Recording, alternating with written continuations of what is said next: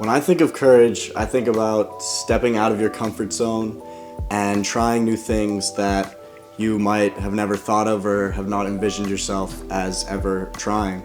I think for me, when I think of courage, a lot of times it stems from a place from the heart.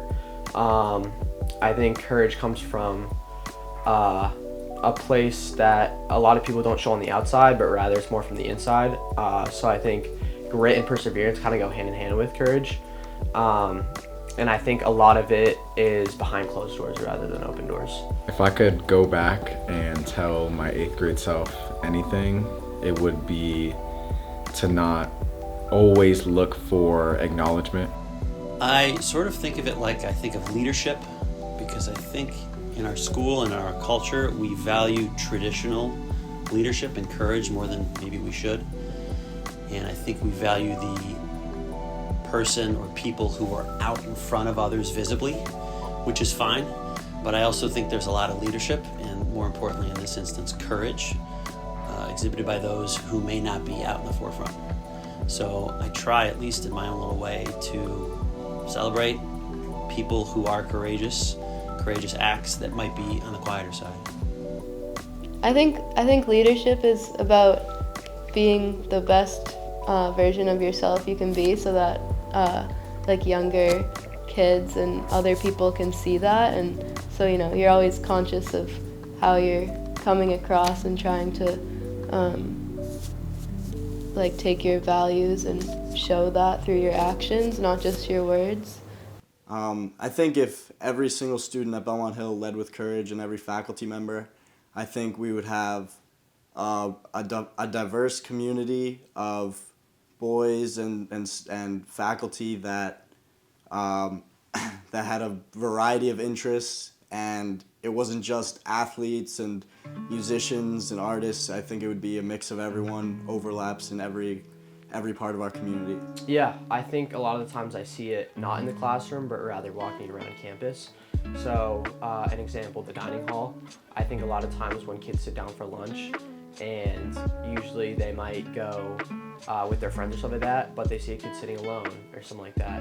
And so I think a lot of the times the dining hall is a place where community gets together, and courage is seen a lot through brotherhood.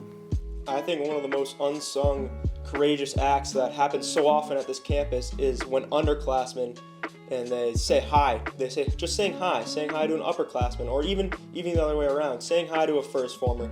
I feel like the biggest example of this is, it's a small campus.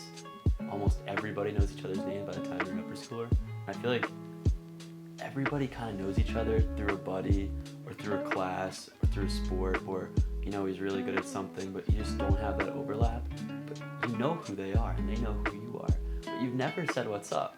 So it's maybe the beginning of a new school year, or the beginning of a new semester. You come back after Christmas break, like, say what's up, because they're gonna say what's up back, because you know that guy and he knows you. But like, you have to bridge that gap, just because why not, right? Saying hi to someone you don't know, saying hi to a teacher, I think that's the first step.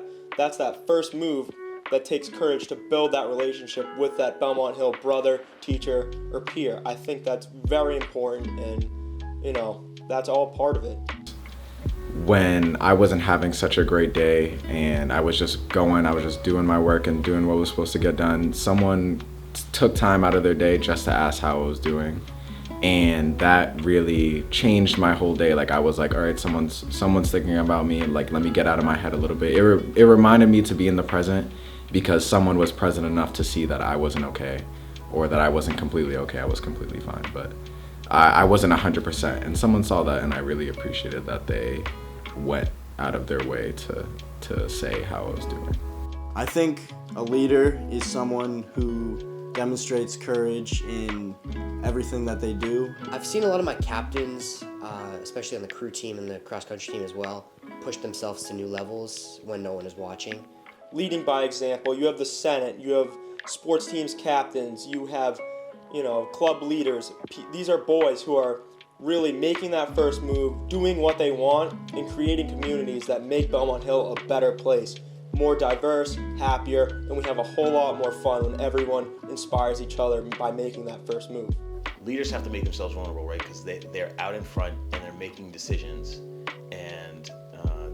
have to, hear some feedback, and not all of it's going to be positive, right? Some of it's going to be negative. Some of it's, I don't like what you decided to do. Here's why. Good leaders are true to themselves. So if it's someone like last year, Chris Brucey, who was so into drones and the makerspace, that's true to who he is, and he just kept at it. And because he kept at it, others started to follow him. He didn't have to wave a flag. He didn't have to be the captain of a sports team. But I think that's a good example of, he ended up becoming a leader because he was himself. And he didn't, I do think sometimes at Belmont Hill, students feel inclined to kind of shed what they believe in or what they love because they want to fit into the broader community. And I understand that. I would probably have done the same at that age. But I think we could stand to have more students embrace who they are fully so that they can then quietly be leaders in their own way. And in doing so, they'd be, in my opinion, pretty courageous. You can't care about whether others think of you or whether something's not the right decision or not, because like everybody at Belmont Hill knows what's right and wrong. So it's this idea of caring enough to put yourself out there and make that choice, and also not caring what other people think about you. I think being vulnerable is one of the strongest things you can do and show. I know sometimes people kind of shy away from that because they want to seem tough and don't want to show their emotions. But as soon as someone shows how they're feeling, that kind of opens up the door for other kids to see that and realize that we're all feeling probably similar things, and the chances are if you're feeling one way, someone else has probably experienced that too. So I think asking for help is the biggest one.